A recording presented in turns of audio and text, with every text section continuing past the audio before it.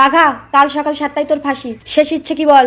আমার শেষ ইচ্ছে, আমি আপনার সাথে একটা রাত থাকতে চাই। অসম্ভব, আমি একজন আইনের রক্ষক। অন্য কি ইচ্ছা আছে বল? আমার আর কোনো ইচ্ছা নেই।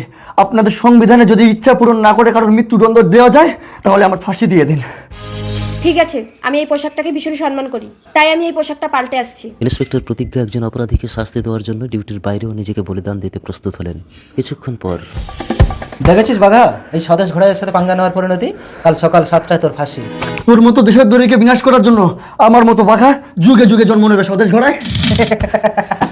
জন্ম কেন রে, তুই কি বিয়ে ঠিক করেছিস নাকি? হ্যালো, হ্যাঁ মেয়েগুলোকে বিদেশে পাচার করে দে। ঠিক আছে, আমি এক্ষুনি আসছি।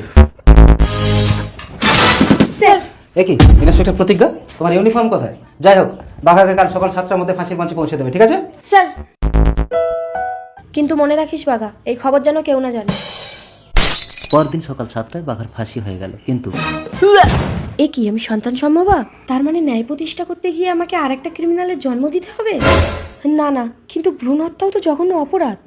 কনগ্রাচুলেশন ইন্সপেক্টর প্রতিজ্ঞা, তুমি বাঘার মতো একটা জঘন্য অপরাধীকে ফাঁসি দিয়ে যে বীরত্বের পরিচয় দিয়েছে তার জন্য তোমাকে আমি প্রমোশন লেটার দিতে এলাম। আমি আর এই চাকরিটা করব না স্যার। কি বলো, একটা জঘন্য অপরাধীকে শাস্তি দিয়ে তুমি এত ইমোশনাল হয়ে পড়ছো কেন? এটা পুলিশের জব, এখানে ইমোশনাল বলে কোনো কথা নেই। আমি আর এই চাকরিটা করব না স্যার, বাস। ওকে। তারপর ওখান থেকে বহরমপুর চলে এসে আমি তোকে জন্ম দিলাম টাইগার। তার মানে তুমি বাবাকে ফাঁসি দিয়েছো মা? পরে বুঝতে পারলাম তোর বাবা একজন নির্দোষ প্রতিবাদী ছিল।